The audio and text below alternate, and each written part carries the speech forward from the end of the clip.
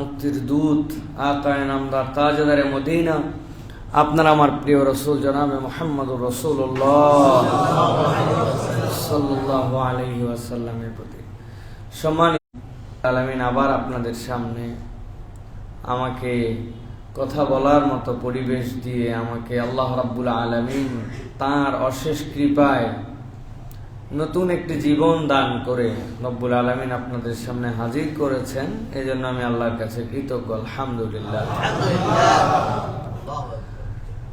সত্যিকার কথা বলতে আজকে আমাকে ডাক্তারদের যে পরামর্শ, সেই পরামর্শ অনুযায়ী আপাতত কথাবার্তা বন্ধ এবং আপাতত একটু রেস্টে থাকার জন্য বলা হয়েছে।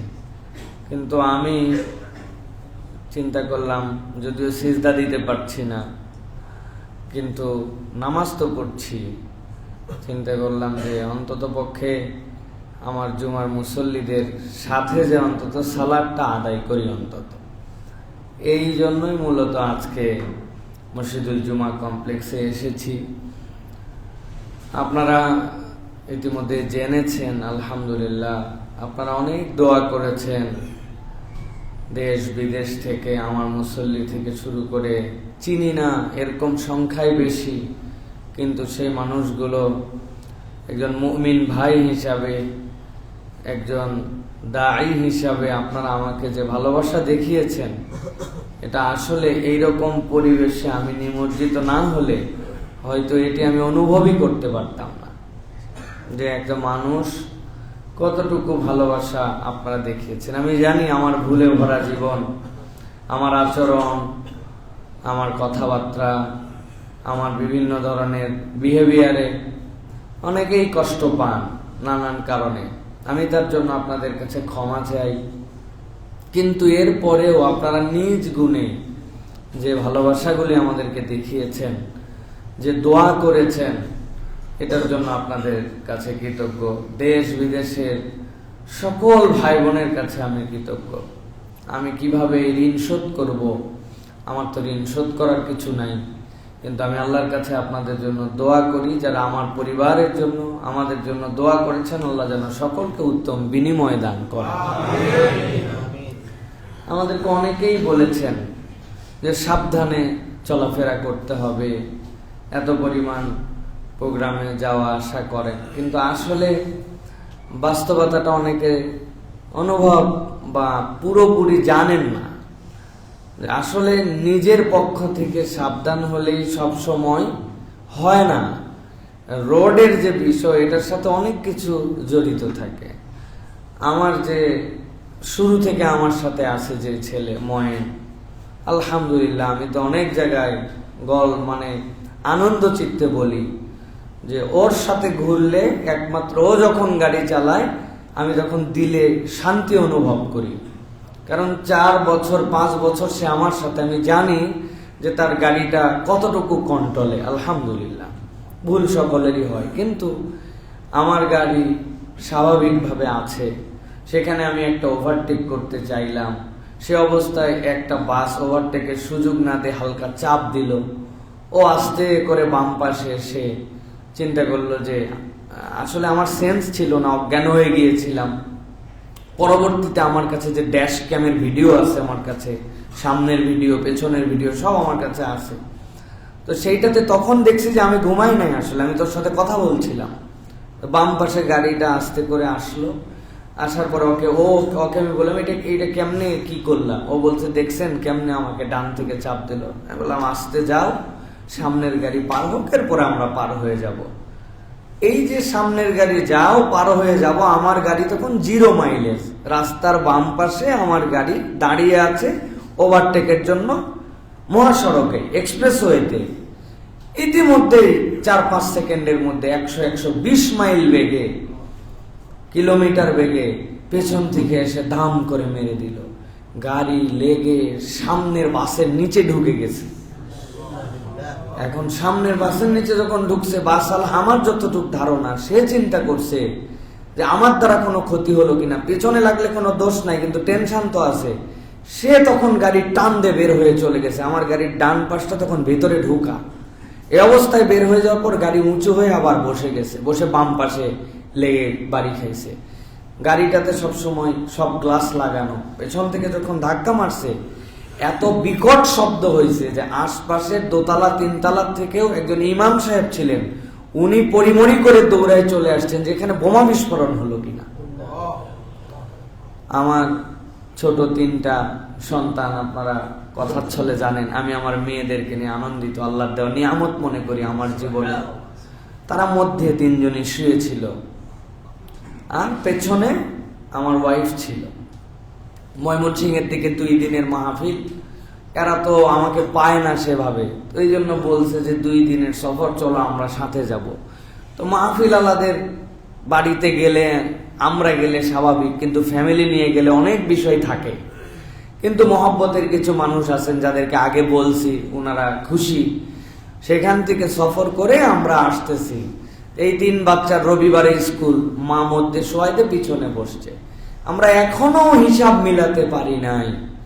গাড়িটার আপনারা যে ভিডিও দেখছেন, ছবি দেখছেন আপনারা 60%, মূল গাড়ি দেখলে আপনি এখনো 100% দেখতে পান নাই যে গাড়িটার কি হয়েছে। কিন্তু আল্লাহ রাব্বুল আলামিন কিভাবে কেমনে রক্ষা করলেন, এই জন্যই আল্লাহর একটা নাম হচ্ছে ইন্নাল্লাহ আলা কুল্লি শাইইন কাদির। আল্লাহ যা ইচ্ছা তাই করতে পারেন, এটার নজির আমি নিজের চোখে দেখছি। হ্যাঁ, বাথরুম থেকে বেরিয়েছে ওযু করার পরে হাত এরকম করে, আমরা কনুয়ের পানি থাকে না, এই পানি আমাদের এক পরিচিত বাথরুমের সামনে পড়ে গেছে, অল্প একটু কনুয়ের পানি, নিজের পানি নিজে ফেলে খেয়াল করে নাই, মুছছে, পা মুছে সামনে গেছে, পিছলায় পড়ে গেছে। পিছলায় পড়ে এই নখ 3টা ভাঙছে আর এই পিছনের এই হাড্ডি ভাঙছে। 1 বছর পঙ্গু হাসপাতালে, নিজের অজুর 3 ফোঁটা পানির নিজের বাড়িতে পিছলায় পড়ে। আর এইরকম 100 মাইল বেগে মারার পরে, সামনে পিছনে মুচড়ানোর পরে আল্লাহ রাব্বুল আলামিন এই যে 6টা মানুষকে নিখুঁত করে বের করছেন। ওইখানকার মানুষরা আসছে যে ভাই লাশ কয়টা বের করা হয়েছে আর কয়টা বের করা হয়নি। তখন দোকানদাররা বলতেছে লাশ কোথায়, এই যে ইনারাই তো ভেতরে ছিল, ওনারা মাথায় হাত দিয়ে বসে পড়ছে। আল্লাহ রাব্বুল আলামিন যে দয়া করছেন, এটা আসলে আমি সবসময় শুধু একটাই কথা ভাবতেছি, কি করলে আমার আল্লাহকে আমি খুশি করতে পারবো। লোকজন অনেকে আমার সাথে দেখা করতে আসছেন, অনেকে ভালোবাসা দিচ্ছেন। আমি বলছি যে আপনারা আমার অসুস্থতায় দেখতে আসেন নাই, আসলে এটা একটা জীবন পুনর্মিলনী। আল্লাহ রাব্বুল আলামিন আমাদেরকে হায়াত দিয়েছেন, আমি যেন বাকি জীবনটুকু নিরেট আল্লাহর জন্য ভয় ডরহীন ভাবে সত্যের পক্ষে থেকে আল্লাহর দ্বীনের জন্য যেন আমি কাজ করতে পারি। আর আল্লাহ রাব্বুল আলামিন যেন আমাকে শাহাদাতের মৃত্যু নসিব করেন। এইটুকুই আপনাদের কাছে আরজি দোয়া। সাথে সাথে বলবো যে বাংলাদেশে বিশেষ করে মুরগি বাহিত যে ট্রাক, আমি প্রশাসন সহ আমাদের কথা যারা শোনেন, সারা দেশে যারা মুরগি পরিবহন করেন, এই ব্যবসার সাথে যারা জড়িত আছেন, আমি তাদেরকে বলবো যারা এই রাস্তায় চলাফেরা করেন, মুরগিবাহিত ট্রাক, এদের যে চলাফেরার উগ্রতা, এদের যে রোডের মধ্যে উশৃঙ্খলতা, মানে বেহিসাব, ওদের অনেকগুলো ক্যালকুলেশন থাকে। শেষ রাত্রে যে পাইকারি মার্কেট ধরা লাগে, মুরগি বেশি সময় থাকলে মৃত্যুর হার বেড়ে যায়, অনেক কিছু থাকে। কিন্তু তাই বলে এরকম বেপরোয়া হওয়া, কেননা আমাদের কাছে যে ভিডিও আছে, আমরা কাউকে ব্লেম দিচ্ছি না, কিন্তু এই ভিডিও দেখলে আমার ওয়াইফ সহ সকলে বলছে যে গেমের মধ্যে যেরকম ট্র্যাকের মধ্যে থেকে একটা গাড়িকে পেছন থেকে মেরে সরায় দিয়ে জিততে চায়, ওই মারার ধরনটা দেখলে কোনো স্বাভাবিক মানুষ বলবে না যে এইটা একটা অ্যাক্সিডেন্ট। হয় সে মাতাল ছিল, অথবা সে এমন ভাবে মারছে যেন আমরা মরে যাই। আমরা জানি না, ইন্না বা'দা যন্নি ইসম, আমরা এগুলো জানি না আসলে ঘটনা কি। আপনারা আরো জানলে অবাক হবেন। সেই ট্রাক ধরছি আমরা, সেই ট্রাক আমাদের নিয়ন্ত্রণে আছে, সেই ড্রাইভারকে আমরা ধরছি। সেই ড্রাইভার, পৃথিবীর ইতিহাসে কোনো ড্রাইভার অ্যাক্সিডেন্টের পর আসে না, ও আশপাশেই থাকে, জনগণের মধ্যে মিশে। কিন্তু সে দেখছে যে এতগুলা মানুষ, তার ধারণা সবাই মরে গেছে, এখন তো মৃত মানুষ নিয়ে মানুষজন ব্যস্ত থাকবে। ইতিমধ্যে সে আসছে, তার হেল্পার যখন তার সাথে একটু কথা বলছে, তখন জনগণ বুঝে ফেলছে যে এটা ড্রাইভার, ধরে ফেলছে তাকে। তো আমরা বলবো এই যে রোডের উচ্ছৃঙ্খলতা, বিশৃঙ্খলা, এইগুলা বিষয় থেকে আমাদের সকলকেই সতর্ক হওয়া উচিত। আমার অ্যাক্সিডেন্টের ইমিডিয়েট পরে ওই ইয়েতেই, চন্দ্রার কিছু আগে এই জায়গাতে আরেকটা গাড়ির অ্যাক্সিডেন্ট হয়েছে। একটা ট্রাক আরেকটা ট্রাককে মেরে দিছে পেছন থেকে। ওই ট্রাক সামনেও গাড়ি খায় না, আপনারা দেখবেন নিউজে আসছে। ড্রাইভার হেল্পার জায়গাতেই মারা গেছে দুইজন। ট্রাকের পেছনে মারছে, আর আমার গাড়িতে পেছন থেকে মেরে সামনে যায়, আবার পেছনে এসে সামনে বামে ধাক্কা খেয়ে রব্বুল আলামিন কিভাবে রক্ষা করলেন, এটা আল্লাহ রব্বুল আলামিনের দয়া ছাড়া আর কিচ্ছু না।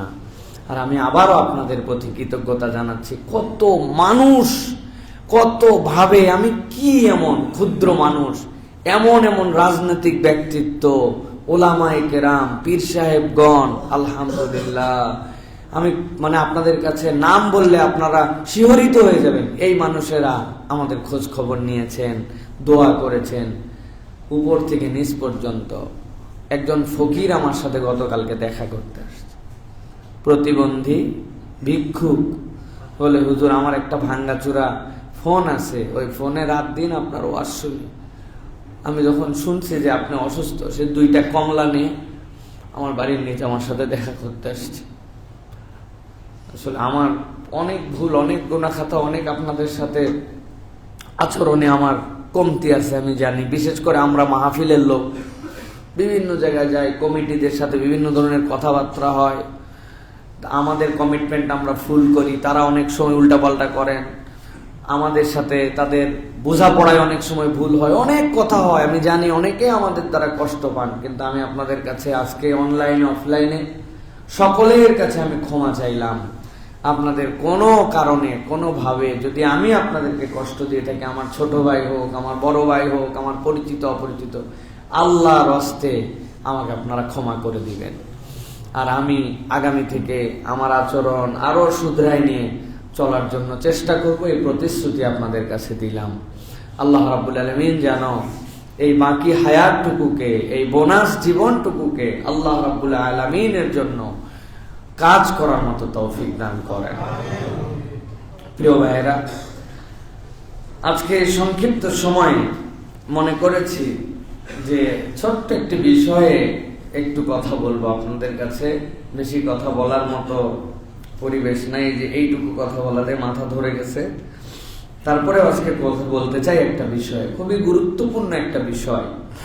আমি কালকে রাত্রে বসে বসে ঘন্টাখানিক আপনাদের জন্য এই পড়ালেখাটা করছি। এর মধ্যেও আজকে যে বিষয়ে একটু কথা বলবো সেটি হচ্ছে হাসরে মানুষের যে হিসাব হবে হাসরের ময়দানে, দুনিয়ার জীবনের শেষে আল্লাহর সামনে আমাদের সকলকে হাজির হতে হবে। এ বিশ্বাস করি তো ভাই না?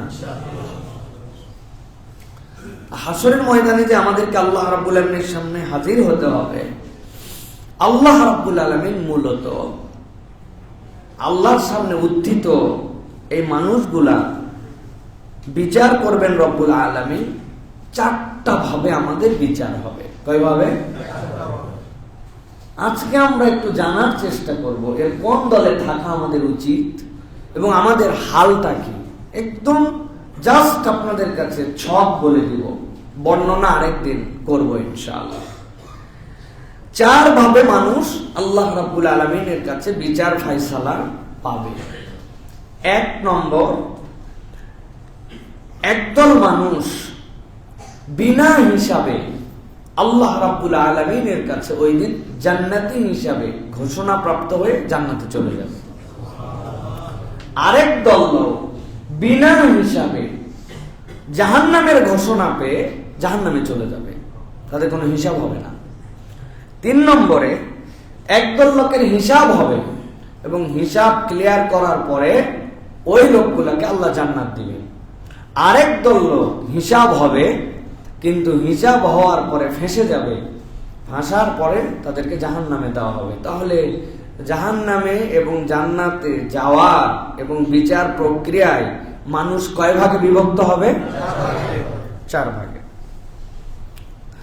এখন আমরা কোন ভাগের মধ্যে আছি? আমাদের দুনিয়ায় চলাফেরা কোন ভাগের দিকে যাচ্ছে? এটার একটু আমাদের হিসাব মেলানো দরকার প্রিয় ভাইরা। প্রথম প্রকার কারা? প্রথম প্রকার হচ্ছে যারা বিনা হিসাবে আল্লাহ রাব্বুল আলামিনের কাছে জান্নাতে চলে যাবে হাশরের ময়দানে উত্থিত হওয়ার পরে। এই শ্রেণীটা কারা?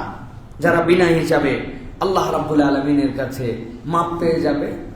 আল্লাহ রাব্বুল আলামিন কোরআনুল কারীমের মধ্যে এবং নবী করিম সাল্লাল্লাহু আলাইহি ওয়াসাল্লাম হাদিসের মধ্যে তাদের পরিচয় দিয়েছেন। তাদের যোগ্যতাটা ইউনিক। তাদের গুনাহ আছে, তাদেরও ভুল আছে, তারাও চলার পথে বলার পথে অনেক ভুল করছে, কিন্তু এই মানুষগুলো আল্লাহ রাব্বুল আলামিনের কাছে এমন ভাবে তওবা করছে যেন তার আর কোনো গুনাহ নাই। আল্লাহ রাব্বুল আলামিন তার তওবার কারণে তাকে বেগুনাহ বানায়া বিনা হিসাবে জান্নাতে ঢুকাই দিবেন।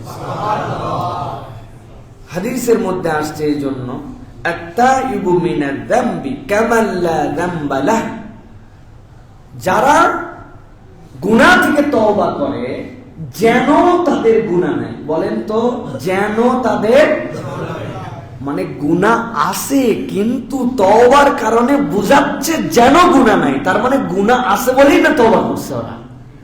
আল্লাহ রাব্বুল আলামিন সূরা ফুরকান 70 এবং 71 নম্বর আয়াতের মধ্যে বলেছেন, শর্ত মতো যদি কেউ তওবা করে, তওবাটা যদি শর্তের মধ্যে পড়ে যায়, আল্লাহ যেভাবে বলছেন ওই শর্ত অনুযায়ী তওবা করে কবরে গেছে, আল্লাহ রাব্বুল আলামিন তাকে বিনা হিসাবে জান্নাতে দিবেন। আল্লাহ কি বলছেন কোরআনে? ইল্লা মান তাবা ওয়া আমানা ওয়া আমিলা আমালান সালিহান ফাউলাইকা ইউবাদদিলুল্লাহু সাইয়্যাতিহিম হাসানাত। আল্লাহ বলছেন যারা ঈমান আনলো, আমলে সালেহ করলো এবং তওবার হালতে থাকলো, আল্লাহ বলছেন আল্লাহ তাদের যাবতীয় গুনাহগুলোকে হাসানাত দিয়ে, সওয়াব দিয়ে পরিবর্তন করাই দিবেন। আল্লাহ তো আদেন, বান্দার গুনাহ আছে আবার জান্নাতে দিবেন, হলো না? আল্লাহ বলছেন ক্ষমতা আমার কাছে, আমি তার তওবার কারণে এত খুশি যে তার যাবতীয় গুনাহ সবগুলাকে আমি সওয়াবে কনভার্ট করে দিছি, সওয়াবে কনভার্ট করে আমার বান্দাকে আমি মাফ করে দেব। আল্লাহ বলছেন ওয়া কানা আল্লাহু গফুরুর রহিমা। এরপর আল্লাহ বলছেন ওয়া মান তাবা ওয়া আমিলা সালিহান ফাইন্নাহু ইয়াতুবু ইলাল্লাহি মাতাবা। আর যে ঈমান আনার পর আল্লাহর কাছে তওবা করে, আল্লাহ বলছেন আল্লাহর কাছে উত্তম পরিণতি পাবে। মাতাব, রব্বুল আলামিন বলছেন সে ওই হালত ধরে রাখতে পারলে রব্বুল আলামিন তার অতীতের গুনাহ মাফ করবেন। সুবহানাল্লাহ। আল্লাহ রাব্বুল আলামিনের এই আয়াতে কারিমার আলোকে মুফাসসিরিনে কেরাম ব্যাখ্যা করছেন, আল্লাহ যে বললেন যে ইল্লা মান তাবা ওয়া আমানা ওয়া আমিলা সালিহান, এর মৌলিক ভিত্তি কি হবে? মুফাসসিররা বলছেন 3টা ভিত্তি হবে। ওয়াল্লাযীনা ইউহিদুনাল্লাহ ওয়া লা ইয়াদউনা ওয়া লা ইয়াবুদুনা ইলাহান গায়রা। 1 নম্বর, আল্লাহর ওয়াহদানিয়তের ভিতরে সে কারোর সাথে কখনো শিরিক করে নাই, অনেক ভুল করছে কিন্তু তার আমল নামায় শিরিক নাই।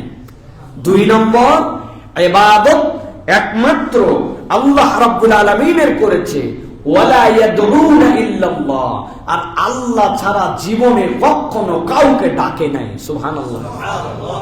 ডাকে নাই মানে কি? আমার রিজিকের টানাটানি রাজ্জাকের কাছে বলছি, আমার গুনাহ আমি গফফারের কাছে বলছি, আমাকে কেউ আক্রান্ত করে ফেলছে আমি কাহারের কাছে বলছি, আমি যখন আটকায় গেছি তখন আমি আজিজের কাছে বলছি। সেই রব আল্লাহ রাব্বুল আলামিন ছাড়া কাউকে ওয়াহদানিয়াতে, রুবুবিয়াতে শরীক করে নাই, আল্লাহ ছাড়া কারো কাছে ডাকে নাই, আর ইলাহ হিসাবে আল্লাহ ছাড়া কাউকে মানে নাই, এই 3 গুণ আছে যার, তওবার হালতে গেলে রব্বুল আলামিন তাকে বিনা হিসাবে জান্নাতে দিবেন। সুবহানাল্লাহ বিহামদিহি। সুতরাং এই একটা গ্রুপ। এখন বলেন ভাই, আমাদের কি এই তওবা করার সুযোগ আছে না নাই? এই গ্রুপে ঢোকার চান্স আছে না নাই? আপনি হিসাব করে দেখেন, সবচেয়ে সহজ গ্রুপ এইটা। মানে বিনা হিসাবে জান্নাতে যাওয়াটাই সবচেয়ে সহজ। আমার ভুল হয়ে গেছে, হক মতো তওবা করছি। তওবার যেগুলো ক্রাইটেরিয়া আছে, রোকন আছে, আমি আপনাদের কাছে খুতবা আলোচনা করছি। তওবার রোকন আছে 4টা, সেগুলো আপনাদের কাছে বলেছি। তাওবাতান নাসুহা এর ব্যাখ্যা কি সেটা আপনাদের কাছে বলেছি, আবার জেনে নেবেন। যদি বান্দার হক নষ্ট হয় সেখান থেকে কিভাবে বের হব সেটা জানতে হবে। কিন্তু বান্দা যদি তওবার মতো তওবা করতে পারে, আল্লাহ বলবেন বাকি 3 দিকে যাইস না, হিসাব হবে জান্নাত, হিসাব হবে জাহান্নাম, বিনা হিসাব এত দূর যাওয়ার দরকার নাই। তোমার যত ভুল আছে ফেরত আসো, তুমি তওবা করো, আমি আল্লাহ রাব্বুল আলামিন তোমাকে বিনা হিসাবে জান্নাত দিতে চাই। তাহলে এক গ্রুপ, ভালো করে খেয়াল করেন, সবচেয়ে বেশি আমাদের এই গ্রুপে আসার নিরেট তওবা করে সুযোগ আছে। নামাজ ছিল না, ধরে ফেললাম, আগের গুলা তওবা করছে, মিথ্যা বলতাম বাদ দিয়ে দিলাম, সুদ ঘুষের সাথে সম্পর্ক ছিল ত্যাগ করে দিলাম, হারাম সম্পর্ক ছিল বাদ দিয়ে দিলাম, পর্দা করতাম না পর্দা করে ফেললাম, চগলখুরি করছি তওবা করে নিলাম, গীবত গিল্লা আর করবো না, হারাম বাদ দিয়ে দিলাম, বিনা হিসাবে জান্নাত পেয়ে গেলাম। আপনি কল্পনার মধ্যে নিতে পারতেছেন না রব কি পরিমাণ দয়ালু, যে আল্লাহ আপনার আগের যত গুনাহ সবগুলাকে আল্লাহ আবার সওয়াব দিয়ে দিবে, আল্লাহ কনভার্ট করে দিবেন। সুতরাং এটা 1 নম্বর গেল। 2 নম্বর, বিনা হিসাবে জাহান্নাম, এর কোনো হিসাব নাই, বিনা হিসাবে জাহান্নামে, ভয়ঙ্কর গ্রুপ। এটার অনেক প্রক্রিয়া আছে, তবে একটা দল যাদের ব্যাপারে আল্লাহ রাব্বুল আলামিন বলছেন ওয়ামান ইয়ারতাদিদ মিনকুম আন দীনিহি ফায়ামুত ওয়া হুয়া কাফির। এই গ্রুপ বড় ভয়ঙ্কর গ্রুপ। আল্লাহ বলছেন যারা দ্বীনের উপরে ছিল, ইসলামের উপরে ছিল, ঈমানের উপরে ছিল, আল্লাহ আল্লাহ রাসূলের বিধানকে পছন্দও করত, কোরআন সুন্নাহ হক এটা জানতো, কিন্তু কি যে ভূত চাপছে তাদের মাথায়। আল্লাহ বলছেন ওয়ামান ইয়ারতাদিদ মিনকুম, এরপরে সে মুরতাদ হয়ে গেছে, আল্লাহর দ্বীন থেকে সরে গেছে, আল্লাহর দ্বীন আর ভাল লাগে না, আল্লাহর বিধান নিয়ে ক্রিটিসাইজ করে, মনে করে আল্লাহর বিধান ব্যাকডেটেড, আগে অত বুঝতাম না তো ওই জন্য ইসলামের পক্ষে ছিলাম, আল্লাহ আল্লাহ রসুলের বিধান পছন্দ করতাম, কিন্তু মডার্ন ওয়ার্ল্ড এবং আধুনিক বিজ্ঞান দুনিয়াবি আইন চর্চা করে দেখলাম না না না, আল্লাহ এবং তার রসুলের দেওয়া জীবন বিধান এগুলো ওল্ড। আল্লাহ রাব্বুল আলামিন বলছেন ওয়ামান ইয়ারতাদিদ মিনকুম আন দীনিহি ফায়ামুত ওয়া হুয়া কাফির, এমন অবস্থায় যদি সে আল্লাহর দ্বীন থেকে সরে যায় তাহলে সে কুফরির মৃত্যুতে নিমজ্জিত হবে। নামাজ পড়ে কিন্তু কিন্তু আল্লাহর আইন পছন্দ করে না, এরকম লোক আছে না? হ্যাঁ, হজ করে, খানায় কাবায় যায়, বলে হে রব্বুল কাবা তুমি আমাকে মাফ করে দাও, কিন্তু মনে করে যে আল্লাহর দেওয়া জীবন বিধান অনুযায়ী, আল্লাহর দেওয়া অর্থনীতি অনুযায়ী দুনিয়া চলতে পারে না, দুনিয়ায় পুঁজিবাদ লাগে, দুনিয়ায় উমুকবাদ লাগে, এটা মনে করে।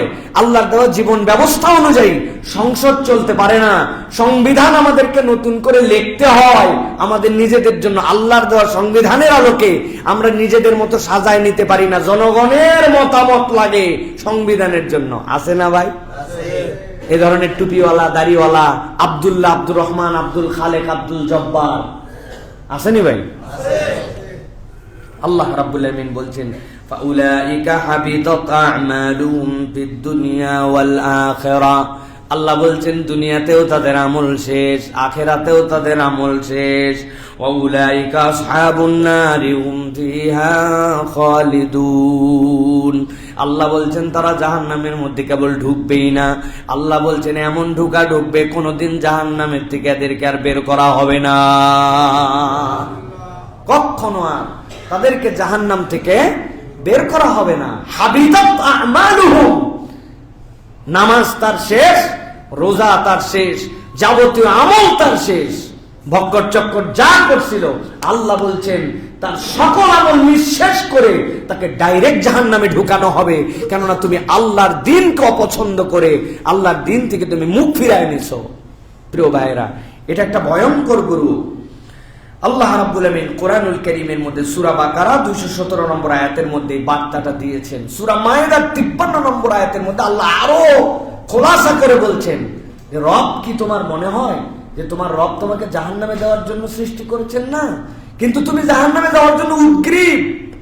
আল্লাহ বলছেন ওয়ায়াকুলুল্লাযীনা আমানু আহাউলাইল্লাযীনা আকসামু বিল্লাহি জাহদা আইমানিহিম ইন্নাহুম, আল্লাহ বলছেন ওই মানুষগুলা, এই মানুষগুলার ব্যাপারে রব্বুল আমিনের সিদ্ধান্ত কি? আল্লাহ রব্বুল আমিনের সামনে উত্থিত হবে। আল্লাহর সামনে উত্থিত হওয়ার পরে এই মানুষগুলা তাদের অনেক আমল দেখা যাবে অনেক নামাজ, অনেক রোজা, কিন্তু এমন ভাবে তারা মুরতাদ হয়ে গেছে, আল্লাহর বিধান নিয়ে তারা তাচ্ছিল্য করেছে, আল্লাহর বিধান থেকে তারা সরে আসছে, আল্লাহর হুকুমের ক্ষেত্রে তারা অবজ্ঞা করেছে। আল্লাহ রাব্বুল আমিন বলেছেন হাবিতাত আমালুহুম ফাসবাহু খাসিরিন, তাদের আমলনামাগুলো সব শেষ করে দেওয়া হবে। ওই দিন তারা ক্ষতিগ্রস্তদের দপ্তরে নিজেদেরকে দেখতে পাবে। অপরাধ কি? অপরাধ হচ্ছে রব্বুল আলামিনের বিধান থেকে মুখ ফিরায় নেওয়া, মুরতাদ হয়ে যাওয়া। আমাদের বাচ্চাদের ব্যাপারে সতর্ক হন। আমাদের অনেক বাচ্চা মুরতাদ হয়ে বসে আছে, আমরা জানি না। আমাদের কথা বলেন, ও বলছে বহু নামাজ তোমারটা তুমি পড়ো, নামাজ কি পড়ে কি ফায়দা হয় আমার জানা আছে। নাউজুবিল্লাহ বলতেছেন। আমাদের ফ্যামিলির মধ্যে এরকম মেম্বার বসে আছে, যাই দেখেন। আমার বন্ধু বান্ধবের মধ্যে আমাদের এরকম অনেক বন্ধু বান্ধব আছে, আপনি দিনের কোন একটা কথা বলবেন, সে পালন করতে পারে না, এক্সকিউজ দেখাবে না, উল্টা কথা বলে দিবে। ভাইরে, নবী দাড়ি রাখছেন, বলে রাখ তোর দাড়ি রাখে যারা দেখছি না তাদের চেহারা কিরকম, সব আনস্মার্ট লাগে সবগুলা, তার কাছে এটা স্মার্টনেস লাগে না, তাও নবীর তরিকায় রাখে না। উমুক প্লেয়ার দাড়ি রাখছে, তুমুক নায়ক দাড়ি রাখছে, ওই স্টাইলে রাখে, ওটা দাড়ি রাখে না, ওটা স্টাইল রাখে। দাড়ি আলাদা, স্টাইল আলাদা। কি ভাই, অপছন্দ করে বসে আছে, ভালো করে বোঝেন। এই জন্য প্রিয় ভাইরা, এই জন্য নবীর তরিকা ঠিক মনে করে না, নবী সাল্লাল্লাহু আলাইহি ওয়াসাল্লামের পদ্ধতি পছন্দ করে না, আল্লাহর বিধান আগে সঠিক মনে করত, এখন মনে করে না। তিনটা জিনিস মনে রাখবেন মুরতাদ হয়ে যাওয়ার জন্য। নবীর তরিকাকে ঠিক মনে করে না। 2 নম্বর, আল্লাহর বিধান এবং পদ্ধতিকে পছন্দ করে না। আর একটা হচ্ছে রাসূলুল্লাহ সাল্লাল্লাহু আলাইহি ওয়াসাল্লামের দেখিয়ে দেওয়া জীবন যাপন তার ভালো লাগে না। যেই মানুষগুলা উপরে উপরে করতেছে, মুসলমানের ঘরে জন্মগ্রহণ করছে, কিন্তু তারা মুরতাদ হয়ে যেতে পারে। মুরতাদ হলে তার আমলনামা সব বাদ। আমাদের এ বিষয়ে সব সময় সতর্ক হতে হবে প্রিয় ভাইয়েরা। এটা গেল 2 নম্বর গ্রুপ। এবার 3 নম্বরে হিসাব হবে। হিসাব হওয়ার পরে আল্লাহ তাদেরকে জান্নাত দিবেন। এই মানুষ কারা? এই হিসাব হওয়ার পরে জান্নাতে যাওয়ার ক্রাইটেরিয়া হচ্ছে হিসাব হবে, আমলনামাটা তার ভারী হবে। কথাটা বুঝেন, আমলনামা কি হবে? আমলনামা বেশি হবে না, সওয়াব বেশি হবে না, সওয়াবটা ভারী হবে। সওয়াবটা ভারী হবে কিভাবে? সওয়াবটা ভারী হয় পরিমাণ দিয়ে না। ভালো করে বুঝেন, সওয়াব কখনো পরিমাণ দিয়ে ভারী হয় না। আমরা মনে করি অনেক সময় আমাদের পরিমাণে যত বেশি, আমাদের মনে হয় ওজনে তত বেশি। এটা আমাদের ভুল ধারণা। এই পুরা মসজিদ ভর্তি হাওয়াই মিঠাই যদি দেওয়া হয়, এক মসজিদ ভর্তি হাওয়াই মিঠাই, দেখছেন না চিনির হাওয়াই মিঠাই হয়, এই পুরা হাওয়াই মিঠাই এক ঘর, আর পাশে একটা সিমেন্টের বস্তা, কি মনে হয় ওজন কোনটা বেশি হবে ভাই? পরিমাণ দিয়ে হবে না। এখন আমলনামা ভারী যাদের হবে তাদের প্রথম গুণ হবে দুনিয়াতে ইন্নী জানানতু আন্নী মুলাকিন হিসাবিয়া, তাদের ধারণা ছিল যে আল্লাহ যাই করি আল্লাহর সামনে আমাকে দাঁড়াতে হবে, এই ফিলটা হৃদয়ে আছে। আর আমল নামা তার পরিমাণে নয়, ওজনে বেশি। এখন ওজনে বেশি কিভাবে হয়? যাদের আমল নামায় ইবাদত বন্দেগীর সাথে তিনটা বিষয় যুক্ত থাকবে, ওই ব্যক্তিদের আমল নামা ভারী হয়ে যাবে। তাহলে হিসাব হবে, জান্নাতে যাবে। আমল নামাটা পরিমাণ দিয়ে নয়, ভারী হবে। ভারী হওয়ার জন্য শর্ত হচ্ছে তিনটা। কয়টা? কথা বলেন, ভালো করে বুঝেন। 1 নম্বর, আপনার আমল নামায় যে আমলই করতেছেন তার সাথে আপনার ঈমান লাগবে। কি লাগবে?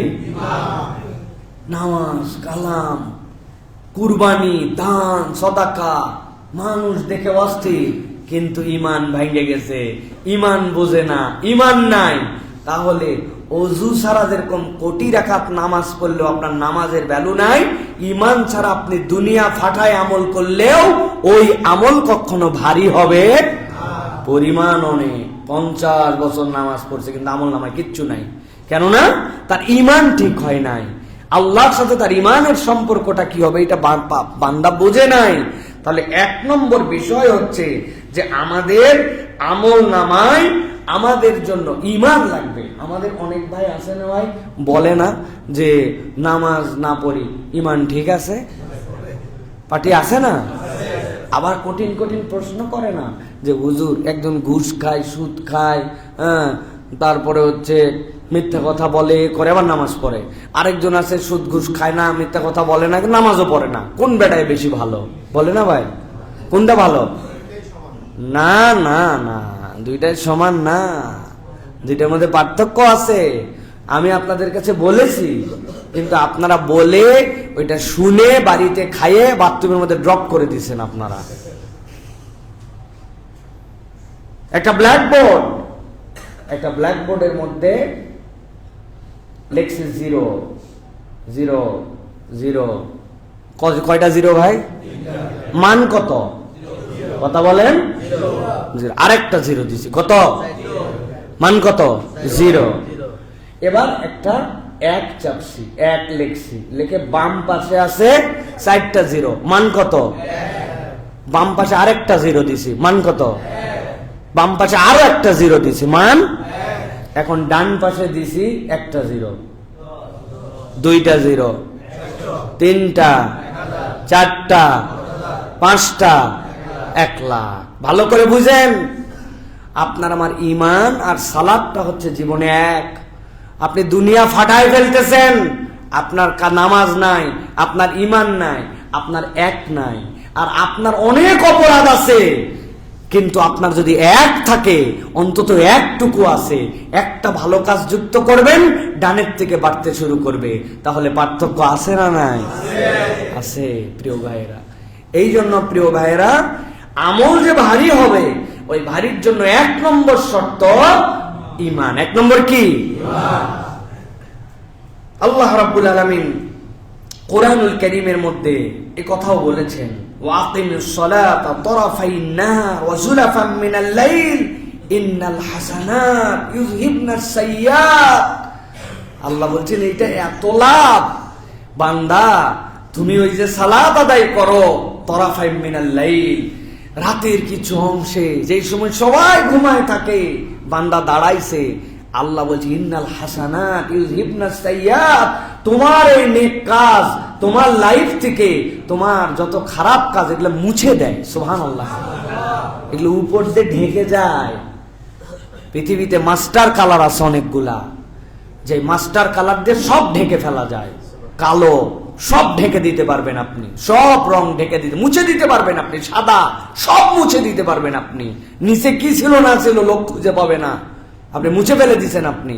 আল্লাহ এরকম বলতেছেন, তোমার এই ঈমান, তোমার এই সালাত তোমার সবকিছু মুছে দিবে। আমরা 3 নম্বর ক্রাইটেরিয়ার মধ্যে আছি, হিসাব হবে কিন্তু আমলনামা ভারী নাকি, গুনাহ আছে অনেক, কিন্তু আল্লাহ বলছেন ঈমানের সাথে করছে ওইটুকু আল্লাহ রাব্বুল আলামিনের কাছে ভার হবে তখন। 2 নম্বর, নিয়ত সহি করতে হবে। আমলে নিয়ত কি করতে হবে? সালাত অনেক আদায় করছে, কিন্তু দেখানো ছিল পাবলিকের জন্য। কুরবানি একটা বড় দিছে 10 লাখ টাকা দামের, কিন্তু এটা আল্লাহর খুশি করার জন্য ছিল না, ওটা লোক দেখানো ছিল। আল্লাহর কাছে এটার কোনো ভ্যালু নাই। শহীদ হয়েছে, শাহাদতের দাম নেওয়ার জন্য এলাকার মানুষ শহীদ বলবে, আল্লাহ বলবেন দুনিয়ায় যা পাওয়ার তুমি পেয়ে গেছো, এখন আমার কাছে আসছো কেন? এই জন্য যে কাজই করি ভাই, বিশুদ্ধ নিয়ত, নিয়ত সহি করা। প্রত্যেক দিন 100 বার প্রয়োজনে নিয়ত সহি করা লাগবে। আপনাকে নিয়ত সহি করতে হবে এটার জন্য। প্রিয় ভাইয়েরা, এটা হচ্ছে আপনার জন্য অত্যন্ত গুরুত্বপূর্ণ, আমাদের জন্য অত্যন্ত গুরুত্বপূর্ণ। প্রিয় ভাইয়েরা, এই জন্য আল্লাহ রাব্বুল আলামিন এই যে আমাদের জন্য নিয়ামতটা দিচ্ছেন, এই নিয়ামতটা আল্লাহ রাব্বুল আলামিন বলছেন কোরআনুল কারীমের মধ্যে, যালিকা যিকরা লিয-যাকিরিন, এর মধ্যে আমার জাকের বান্দাদের জন্য পাথেও আছে। আল্লাহ বলছেন এটা হচ্ছে কি?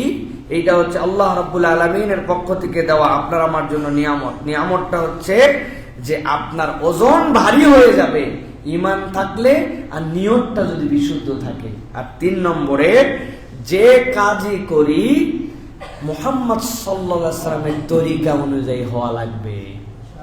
তরিকা কার? নিজে নিজে কিছু বানানো যাবে না। যদি যৌক্তিক জ্ঞান দিয়ে বানাই তাহলে তো চলবে না। জুম্মার নামাজ পড়ি আমরা, জুমার নামাজের মধ্যে আজান আছে, আছে না? কয়টা? 2টা। একামত আছে না? বলেন তো, জুমার নামাজে মুসল্লি বেশি হয় না ঈদের? কথা বলেন।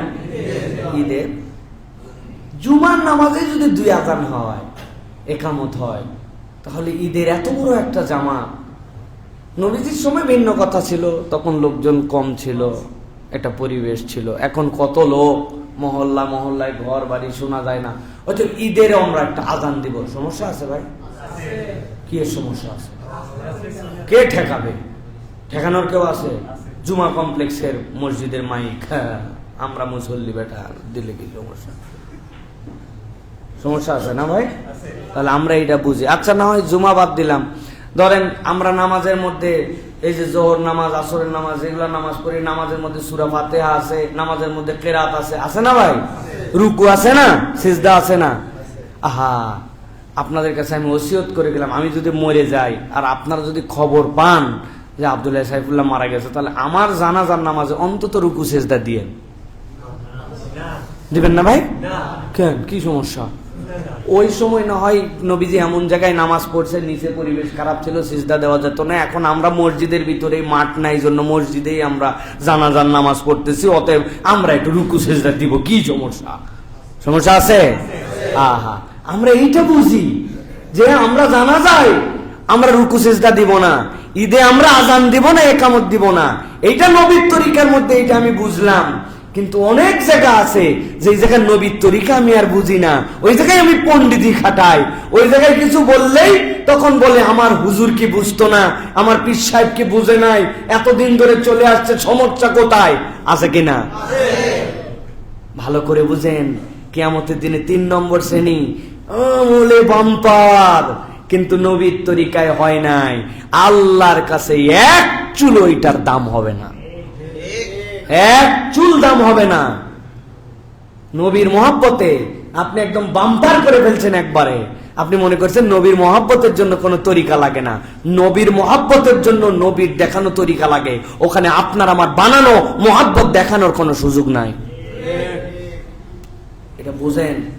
সুতরাং প্রিয় ভাইয়েরা, এই সওয়াব তাহলে পরিমাণ দিয়ে ওজন হবে না, এটা ওজন হবে এই 3টা: ঈমান, নিয়ত বিশুদ্ধ, নবীর তরিকা। এই 3টার মধ্যে যে পড়ে যাবে, আল্লাহ রাব্বুল আলামিন ওই বান্দাগুলাকে কবুল করে আল্লাহ বলবেন হিসাব হয়েছে, কিন্তু আমলনামা তোরটা বার করে দিছি বান্দা, আল্লাহ রাব্বুল আলামিন ওই বান্দাকে মাফ করে দিবেন।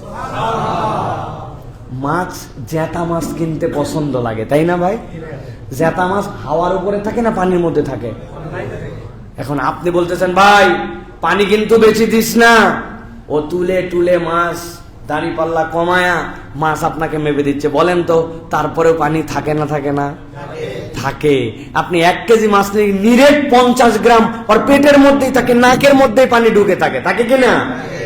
আপনি ইলিশ মাছ কিনতেছেন, অমুক মাছ বরফ দেওয়া আছে, গায়ের মধ্যে লেগে আছে, আপনারে 20 গ্রাম 30 গ্রাম, আপনার ইলিশ মাছ 2000 টাকা কেজি, 2500 টাকা কেজি, কিন্তু ওর সাথে বরফ যার কোনো দাম নাই, ওই বরফ 50 গ্রাম 2000 টাকা কেজির মধ্যে কিনে ফেলছেন আপনি। কি ভাই, বাস্তবতা কিনা? বাস্তবতা। মিষ্টির দোকানে গেছেন, মিষ্টি কিনছেন, মিষ্টি আলগা রাখছে, রাস্তার যত ধুলা আল্লাহর দয়ার মধ্যে পড়ছে না ভাই? পরে দেখবেন ওই 2 কেজি মিষ্টির মধ্যে 20 গ্রাম হলেও ধুলা আছে, আপনি ধুলাগুলাও মিষ্টির দরে কিনে ফেলছেন।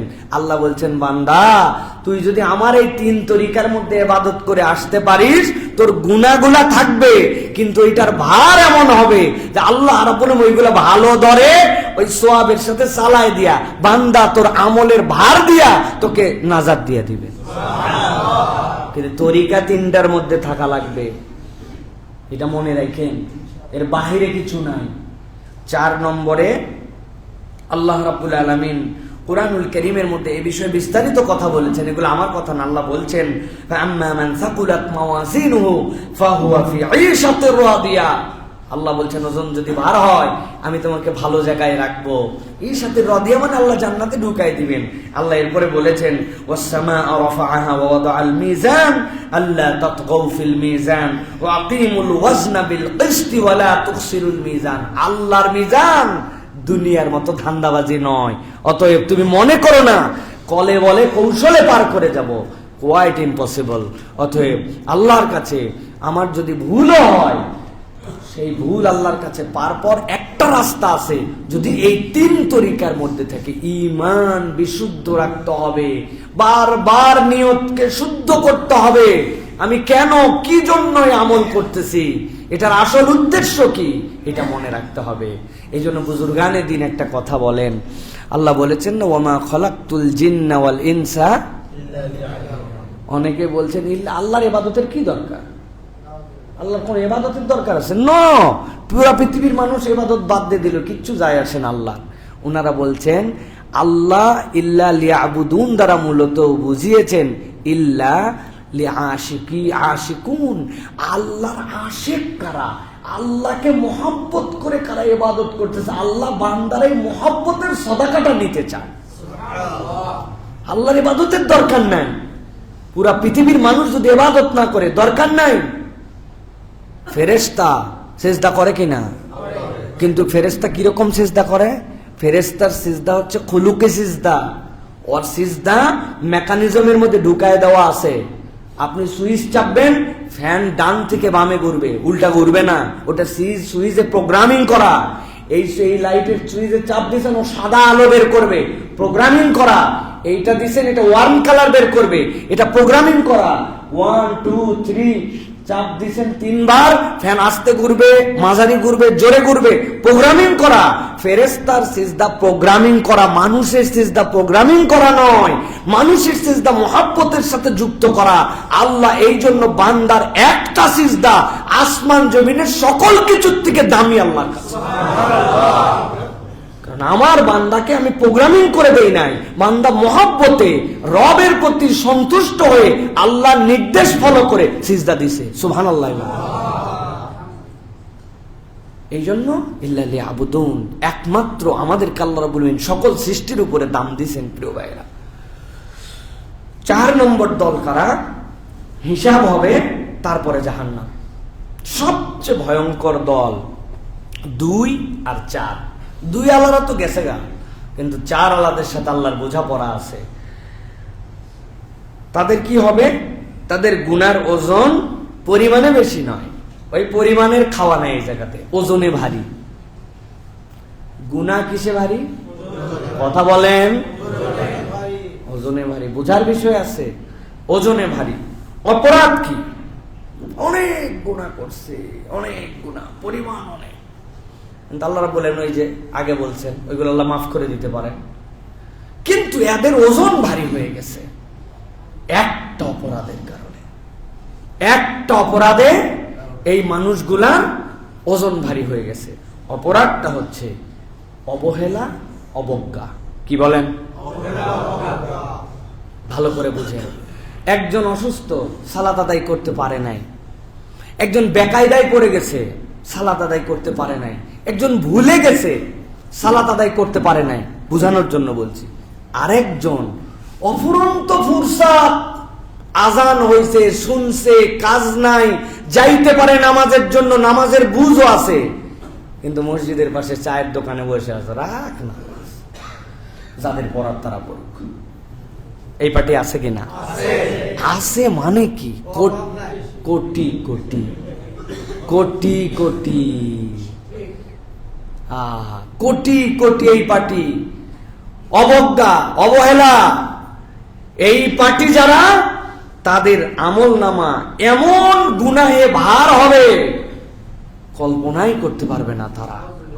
এই জন্য অবজ্ঞা এবং অবহেলা, খেলাধুলার ওসিলায় নামাজ বাদ দিয়ে দিছে, ঘুমের ওসিলায় নামাজ বাদ দিয়ে দিছে, দুনিয়ার একটু বিনোদনের ওসিলায় পর্দা বাদ দিয়ে দিছে, দুনিয়ার একটু ব্যবসার ওসিলায় সুদের কারবারে লেগে গেছে, দুনিয়ার একটু সামান্য টার্গেটে মিথ্যার মধ্যে।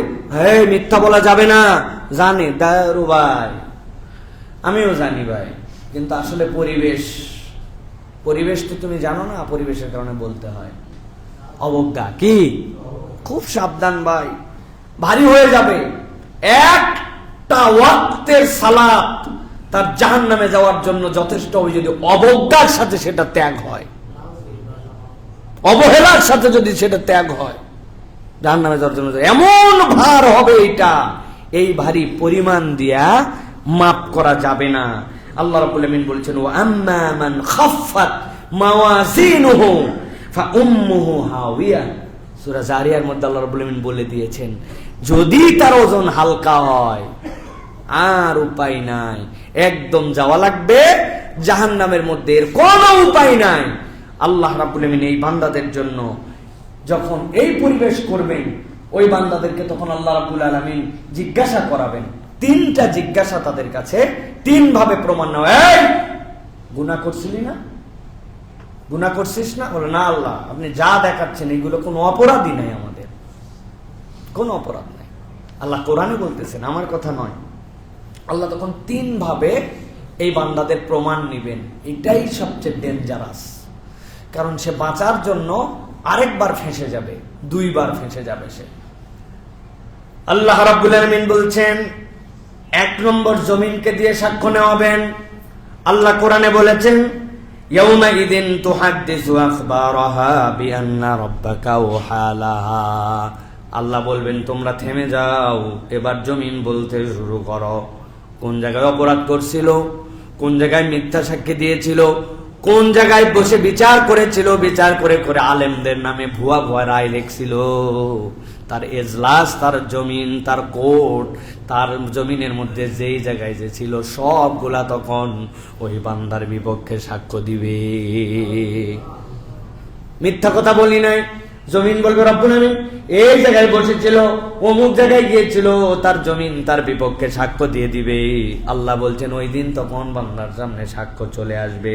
আল্লাহ বলছেন বিআন্না রাব্বাকা আওহালাহা, তার প্রত্যেকটা হালত আল্লাহ রব্বুল আমিনের কাছে জমিন বলে দিবে। তখন সেই বান্দার আর কিছু বলার থাকবে না। সাথে সাথে আল্লাহ বলবেন, দুই নম্বর তার প্রক্রিয়া কি হবে? আল্লাহ তার জন্য দ্বিতীয় প্রক্রিয়ার ব্যাপারে বলছেন, আল ইয়াউমা নাখতিমু আলা আফওয়াহিহিম ওয়া তুকাল্লিমুনা আইদিহিম ওয়া তাশহাদু আরজুলুহুম বিমা কানু ইয়াকসিবুন। রব তার মুখ বন্ধ করে দিবেন, হাত বলে দিবে, তার কান বলে দিবে, তার চোখ বলে দিবে, তার নখ যেটা দিয়ে মোবাইল ডানে বামে ঠেলছিল ওইটা বলে দিবে, তার পা বলে দিবে রব্বুল আলামিন তোমার বান্দা এই গুনাহ এই জায়গায় করছিল। আল্লাহ বলবেন, একটু আগে না বলছিলাম তোরে যে তুই বলছিলি না আমি এইগুলা করি নাই। প্রথমে জমিন, স্থান সাক্ষ্য দিয়ে দিবে, এরপরে হাত পা পেট তার সাক্ষ্য দিয়ে দিবে। আল্লাহ বলছেন এরপরে 3 নম্বরে যখন তাকে বলা হবে ইকরা কিতাবাক কাফা বিনাফসিকাল ইয়াউমা আলাইকা হাসিবা, ওইটা বলার সাথে সাথে একদল ফেরেশতা আসবে, আসার পরে তার হাতটুকুকে নিবে, বাম হাত, এই হাতটুকুকে মচড়ায় দিবে, দেওয়ার পরে পিছন দিক থেকে পিঠকে ভেদ করে, বক্ষ ভেদ করে তার এই কলিজার ভিতর দিয়ে সামনে দিকে হাত নিয়ে আসা হবে। এই শাস্তিটুকুই তার এমন শাস্তি হয়ে যাবে, সাথে সাথে সে আল্লাহর কাছে বলবে রব্বুল আমিন আমার মৃত্যু দিয়ে দাও। কিন্তু মৃত্যুকে জবাই করে দেওয়ার পর আর মৃত্যু আসবে না। এরপরে তার বাম হাতে আমলনামা দেওয়া হবে, ইকরা কিতাবাক সকলকে বলা হবে না। এই 4র্থ শ্রেণী যাদের জাহান্নামে যাওয়ার আগে তার কিতাব পড়তে বলা হবে। এরপরে সে পড়ে পড়ে বলবে হায় হায় অস্বীকার করছি, অথচ ছোট থেকে ছোট কোনো বিষয় এখানে বাদ নাই। এটা যাদেরকে বিনা হিসেবে জান্নাত দেওয়া হবে তাদেরকে পড়ানো হবে না। আমরা মনে করি সবাইকে কিতাব পড়তে দেওয়া হবে না, বিনা হিসাবে জাহান্নাম পড়ানো হবে না, একটু হিসাব করে জান্নাতে ঢুকানো হবে। আল্লাহ যাদের ওজন বাড়ায় দিবেন তাদেরকেও না, এই পার্টিকে পড়ানো হবে যে আমি রব তোমার সাথে বেইনসাফ করছি না, তোমার সাথে যা হিসাব সবগুলি। মজার বিষয় হচ্ছে কিতাব পড়বে, কিন্তু পড়ার পরেও তাদের মুখ বন্ধ হবে না। তারা রব্বুল আমিনের কাছে বলতে শুরু করবে ওয়াকালু রব্বানা ইন্না আতানা সাদাতানা ওয়া কুবারানা ফাআদাল্লুনা সাবিলা রব্বানা আতিহিম দি'ফাইনি মিনাল আযাবি ওয়ালআনহুম লানান কাবীরা। সূরা আহজাবের 67 নম্বর আয়াত আল্লাহ বলছেন, ওরা বলবে রব্বুল আমিন আমরা এমনি এমনি এগুলো ভুল করি নাই, আমাদের লিডার যারা ছিল, আমাদের নেত্রী আমাদেরকে নির্দেশ দিয়েছিল গুলি কর। আমাদের লিডার বলেছিল যে সমাজের মধ্যে প্রভাব প্রতিপত্তি রাখতে হলে একটু এরকম পাওয়ার নিয়ে ঘুরতে হয়। আমার কথা না, আল্লাহ বলছেন ক্বালু রব্বানা ইন্না আতানা সাদাতানা ওয়া কুবারানা। বড়রা বলেছিলেন, কারা বলছে? বড়রা বলছে, আমাদেরকে বড়রা। আল্লাহ বলতেছেন যখন এই কথা বলবি, বলার পরে বলবে আল্লাহ আমাদেরকে যা শাস্তি দাও দাও, ওদেরকে আমাদের থেকে দ্বিগুণ শাস্তি দাও, আর তাদেরকে তোমার পক্ষ থেকে লানত দাও। এই কথা বলেও কিন্তু পার পাওয়া যাবে না যে উমুকে বলেছিল তুমুকে বলেছিল। এই জন্য সালাফরা বলছেন তোমার যেই নেতা নেত্রী আল্লাহর বিরুদ্ধাচরণ করতে বলে, দুনিয়াতে এসে তোমার নেতাই হতে পারে না, সে তোমার নেতাই হতে পারে না। আজান হয়ে যায় তাও তোমাকে মিছিল বন্ধ করতে বলে না, সে কিসের লিডার তোমার? যেই মিছিলে তুমি আল্লাহু আকবার স্লোগান দিতে পারো না, সেটা কিসের দল তোমার? কিসের লিডার তোমার? যে লিডার ইসলামের আইনের পক্ষে তোমাকে শপথ নেওয়াতে পারে না, কিসের দল সেটা তোমার? ওটা তোমার দলই না। সুতরাং আমি বললাম যে আল্লাহ উমুক উমুক আমাকে বলছিল, আল্লাহ বলে ও আচ্ছা ঠিক আছে, তাহলে তোমার দোষ নাই, তো বড়রা বলছিল ঠিক আছে, তুমি সাইডে যাও। জি না, ডবল ধোলাই হবে, তখন ধোলাই ডবল হবে। এটা শুনছিলি কেন? ওর কথাই তো তোর শোনার কথা না, প্রিয় ভাইয়েরা। এই জন্য আল্লাহ রাব্বুল আলামিন এরপরে তাদেরকে বলবেন ফাকুল্লু সুম্মাল জাহিমা সাল্লু সুম্মা ফি সিলসিলাতিন যারুআহা ৭০ যিরান। ৭০ হাত লম্বা জিঞ্জির দিয়া কোমরের মধ্যে বাইদা বলবেন এদেরকে জাহান্নামে নিক্ষেপ করে দাও। ভাই ডাইরেক্ট যেগুলা জাহান্নামে গেছে তাও চলে গেছে, কিন্তু যারা এত হিসাব কিতাবের পরে যাবে এদের যে কি জিল্লতি, এর কোনো শেষ নাই। অতএব আমরা যদি এখন একটু ক্ষুদ্র সময়ের মধ্যে যে আলোচনা করলাম বিশ্লেষণ করি, যে 4 দল, এক দল সরাসরি জান্নাত, সরাসরি জাহান্নাম, হিসাব করে জান্নাত, হিসাব করে জাহান্নাম।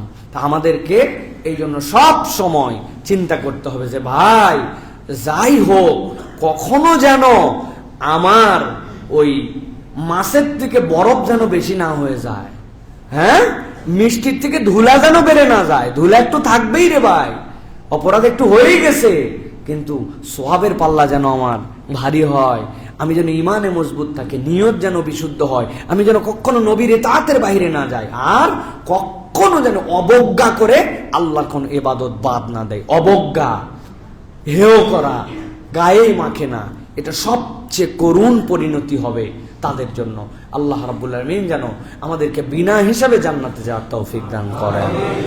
আল্লাহ আমাদের আশা বর্ষাকে যেন কবুল করেন। আপনারা যারা আসছেন কষ্ট করে কথা শুনলেন, আবারও আপনাদের প্রতি কৃতজ্ঞতা। আমার পরিবারের জন্য আপনাদের কাছে খাস করে আবার দোয়া চাচ্ছি। আল্লাহ রাব্বুল আলামিন যেন আমাদের সকলকে তার দ্বীনের উপরে চলার তৌফিক দান করেন। বাচ্চাগুলো একটু আহত সামগ্রিকভাবে, তাদেরকে যেন আল্লাহ রাব্বুল আলামিন দ্রুত শেফায়ে কুল্লে আজেলা দান করেন। বিশেষ করে ছোট মানুষ হিসেবে তারা এত ভয় পাইছে, যেই ভয়টা তাদের তারা কিভাবে চলতেছে এটা তাদের মাথার মধ্যে নেই, আসলে একটা ট্রমার মধ্যে চলতেছে, যেটা কিভাবে সম্ভব। ভয় পেয়ে গেছে, তারা ফ্যামিলি ভয় পেয়ে গেছে। আর অনেকেই আলহামদুলিল্লাহ আমাদের জন্য দোয়া করেছেন, আপনাদের কাছে আবারও কৃতজ্ঞতা জানাচ্ছি এবং আবারও আপনাদের কাছে ক্ষমা চাচ্ছি যদি আমার কোনো আচরণ, কথা, লেনদেন বিভিন্ন কিছুতে আমার ভুল হয়েছে আমি জানি। আপনার আল্লাহর ওয়াস্তে আমাদেরকে ক্ষমা করে দিবেন প্রিয় ভাইরা। আল্লাহ রাব্বুল আলামিন যেন আমাকেও আমার চোখ যেটা সমস্যা এটা সহ দ্রুত আরোগ্য দান করে আল্লাহ রাব্বুল আলামিনের যে খেদমত করি সেই খেদমতে যেন আবার জড়িত হওয়ার তৌফিক দান করেন। আল্লাহ রাব্বুল আলামিন আপনাদের সকলকেও দ্বীন ইসলামের উপরে থাকার তৌফিক দান করেন। আল্লাহ আপনাদের জীবনে খায়ের এবং বরকত দান করেন। যার যেমন নেক মাকসুদ আছে আল্লাহ যেন পূরণ করে দেন। হাযা মা ইনদি ওয়াল ইলমু ইনদাল্লাহ। সুবহানাকাল্লাহুম্মা বিহামদিকা আশহাদু আল্লা ইলাহা ইল্লা আনতা